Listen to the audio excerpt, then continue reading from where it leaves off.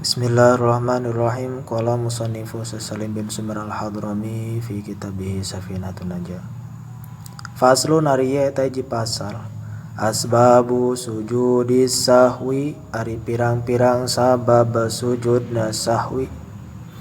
Ari pirang-pirang sabab sujud sahwi. Arba'atun eta aya opat.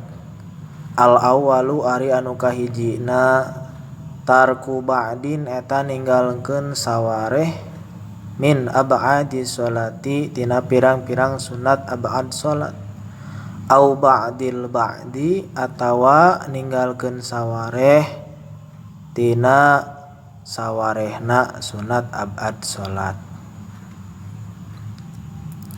Maksudna nu kahiji nu nyababkeun sujud sahwi nyaeta ninggalkeun hiji sunat ab'ad tina sholat. Contoh ninggalkeun doa kunut dina sholat subuh rakaat kadua dina i'tidal, atawa ninggalkeun sawareh tina sawareh sunat ab'ad, ninggalkeun sawareh doa kunut sapertikeun Allahumma adini fiman hadait kedahna wa'afini fiman afait, jeleng we kana langsung wae dibaca kana wa tawallani fiman tawallait, dilewat eta doa kunut sawareh, maka eta teh disunatkeun sujud sahwi.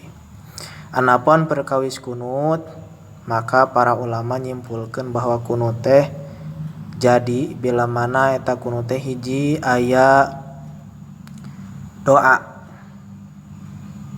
nu kaduana aya pangalem ka Allah Subhanahu wa taala.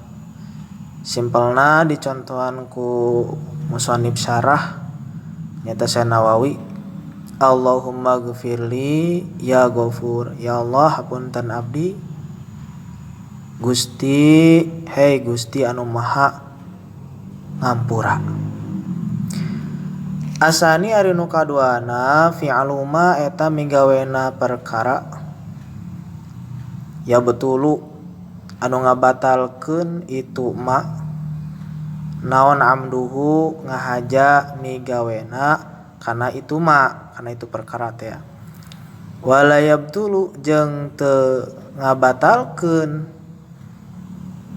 itu ma naon sahuhu pohona itu ma idza fa'alahu di mana-mana migawe eta jalma kana itu ma nasian halna poho. Nu kadua migawe perkara nu mata ngabatalkeun kana salat dina kayan poho. Lamun migawena kalawan ngahaja berarti batal salatna, tapi lamun poho mah teu matak ngabatalkeun kana salat balikta kudu atanapi disunatkeun sujud sahwi. Asal isu ari nu katiluna naqlu ruknin eta mindahkeun hiji rukun qauliyyin anu bangsa ucapan ila ghairi mahalihi kana salianti tempatna eta rukun qauli, seperti maca al-Fatihah dina tasahud, ya, mindahkeun al-Fatihah kana tasahud, maka eta teh disunatkeun sujud sahwi.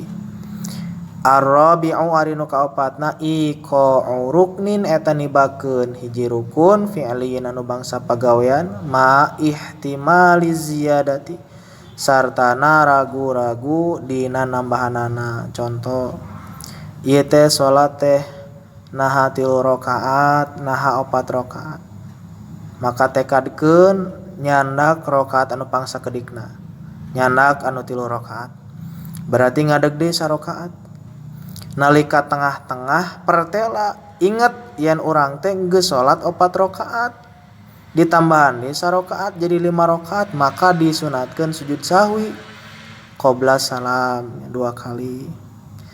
Alhamdulillahirabbil alamin. Hapunten anu kasuhun tina saged rupi kahilapan kalelepatanana. Mudah-mudahan Allah Subhanahu wa taala maparinna ilmu anu manfaat ka urang sadayana.